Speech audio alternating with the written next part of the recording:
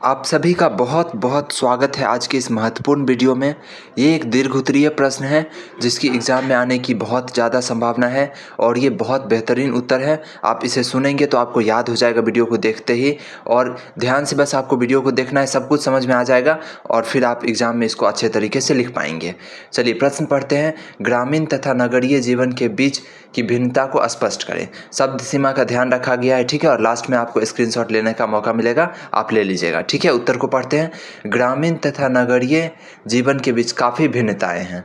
जहां जनसंख्या की दृष्टि से गांवों की आबादी कम होती है, नगरों की आबादी ज़्यादा होती है। सबसे पहले मेन अंतर तो यही है कि जनसंख्या गांव में कम और शहर में ज़्यादा होता है। आज शहरों में तेज़ी से बढ़ती रोजगार की अपार संभावना ने ग्रामीण लोगों को शहरों की ओर पलायन करने को विवश किया है, जिसके कारण शहरों की जनसंख्या में बेतहाशा वृद्धि हुई है। तो अंतर तो बता दिए कि शहर में ज़्यादा जनसंख्या क्यों है, क्योंकि वहाँ रोजगार ज़्यादा है। तो गांव से लोग कहाँ जाते हैं, शहर में जाते हैं, इसलिए शहर की जनसंख्या ज़्यादा है। तो पहले कारण बता दिए। अगला, शहरों में जनसंख्या का घनत्व गाँव से अधिक है, यानी 1 किलोमीटर के अंतर में शहर में ज़्यादा लोग रहते हैं, जबकि गांव में 1 किलोमीटर के अंदर कम लोग रहते हैं। इसी को जनसंख्या घनत्व बोलते हैं। अगला देखते हैं। गांव की अर्थव्यवस्था का स्रोत कृषि तथा पशुपालन है, जो उनकी आजीविका का मुख्य साधन है। वहीं दूसरी ओर शहरों में व्यापार और उत्पादन आदि जीविका के साधन है, यानी वहाँ के लोग कैसे पैसा कमाते हैं। गांव में खेती, पशुपालन, बागवानी इत्यादि करके पैसा कमाते हैं, जबकि शहर में आजीविका का मुख्य साधन क्या है, तो वहाँ व्यापार होता है, उत्पादन होता है, ये सब होता है, ठीक है। गांव का प्राकृतिक वातावरण काफ़ी स्वच्छ होता है, लेकिन शहरों में बढ़ती जनसंख्या के कारण, फैक्ट्री के निर्माण के कारण वातावरण काफ़ी प्रदूषित है। बिल्कुल सही बात है, गांव में कितना स्वच्छ हवा रहता है, प्राकृतिक नज़ारा रहता है, लेकिन शहर में क्या है, पॉल्यूशन ज़्यादा रहता है, ठीक है। अगला पॉइंट देखते हैं। शिक्षा, स्वास्थ्य, यातायात, रोजगार आदि सुविधाएं शहर में अधिक उन्नत अवस्था में होती है, जबकि गांव में इन सबों का अभाव होता है। सही बात है, अच्छा स्कूल, अच्छा हॉस्पिटल, अच्छा रोड, अच्छा काम, ये सब शहर में ज़्यादा रहेगा, जबकि गांव में क्या है, कम रहेगा ये सब। आर्थिक तथा प्रशासनिक संदर्भ में भी ग्रामीण तथा नगरीय व्यवस्था में अंतर है, यानी आर्थिक यानी पैसे के मामला में, यानी पैसा कैसे कमा रहा है, और प्रशासनिक यानी पुलिस प्रशासन, ये सब, तो इन मामले में भी अंतर है। शहरों तथा नगरों से गांव को उनके आर्थिक प्रारूप में कृषिजन्य क्रियाकलाप में एक बड़े भाग के आधार पर भी अलग किया जाता है।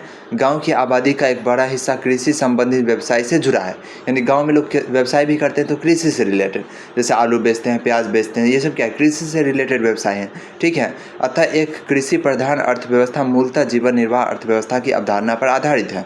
बिल्कुल है, यानी कृषि वाला अर्थव्यवस्था वो अर्थव्यवस्था होता है जो जीवन निर्वाह करने के लिए होता है, यानी गुजारा चल जाए बस वही, ठीक है, और अधिक उद्यमी प्रवृत्ति का ये नहीं होता है, ठीक है।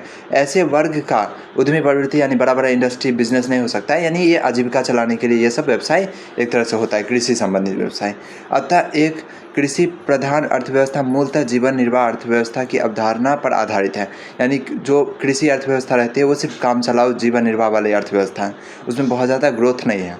ऐसे वर्ग का नगरों की ओर बढ़ना एक गतिशील मुद्रा प्रधान अर्थव्यवस्था के आधार पर संभव हुआ है। अब ये लोग शहर की ओर जा रहे हैं, क्यों, क्योंकि शहर में ज़्यादा पैसा है, तो गतिशील मुद्रा प्रधान अर्थव्यवस्था, यानी ज़्यादा पैसा अर्जित कर सकता है वो, इसलिए।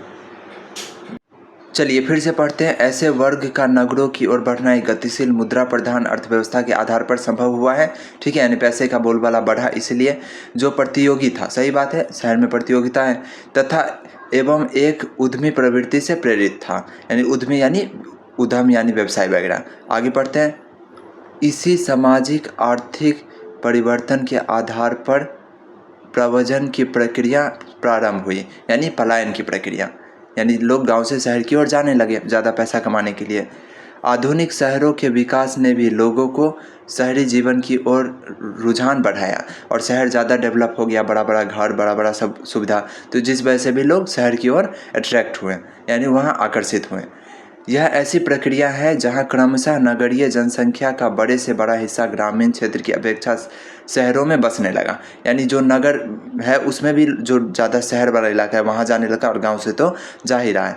शहर ही प्रायः राजनीतिक प्राधिकार के केंद्र बन गए, जहां दस्तकर, व्यापारी और अधिकारी बसने लगे, तो ये सब शहर में ही बसने लगा।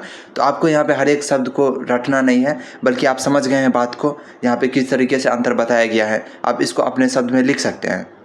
परीक्षा में लिखा ही रहता है, विद्यार्थी यथासंभव उत्तर अपने शब्दों में दे। आपको बस मोटा मोटी याद रखना है कि अंतर क्या क्या बताना है। तो सबसे पहले जनसंख्या ज़्यादा है शहर में, गांव में कम है। उसका कारण क्या है कि शहर में बेहतर सुविधाएं हैं, बेहतर इंफ्रास्ट्रक्चर है, स्वास्थ्य शिक्षा सब अच्छा है, ठीक है, रोज़गार अच्छा है, इसलिए रोज़गार के लिए गाँव से लोग शहर में जाते हैं। ये सब बात आप अपने मन में रखिए कि क्या कारण है जो शहर और गांव में अंतर क्या क्या है। ये अंतर आपके दिमाग में रखिए, उसके बाद उसको सुंदर शब्दों में ढाल दीजिए, ठीक है। इसको आप नोट कर सकते हैं, स्क्रीनशॉट ले सकते हैं और इसको 2-3 बार पढ़ लीजिएगा, ये वीडियो 2-3 बार देख लीजिएगा तो और आपके लिए और अच्छा होगा, आपके दिमाग में चीज़ें सेट हो जाएगी। फिर उसको सजा के आपको परीक्षा में लिख देना है और परीक्षा से पहले आप खुद से भी नोटबुक में लिख के प्रैक्टिस कर सकते हैं, ठीक है। आप बहुत सारा आंसर पढ़ लीजिए इससे रिलेटेड और आप एक सजा के लिख सकते हैं। आप एक एक शब्द दीर्घ उत्तरीय प्रश्न का रट नहीं सकते, ये गलत तरीका है, ठीक है। एक एक शब्द को नहीं रटना है। दीर्घ उत्तरीय प्रश्न ये जांचने के लिए होता है कि विद्यार्थी सोच पा रहा है या नहीं, ठीक है। उम्मीद है आपको समझ में आ गया होगा। वीडियो को लाइक और चैनल को सब्सक्राइब जरूर कीजिए।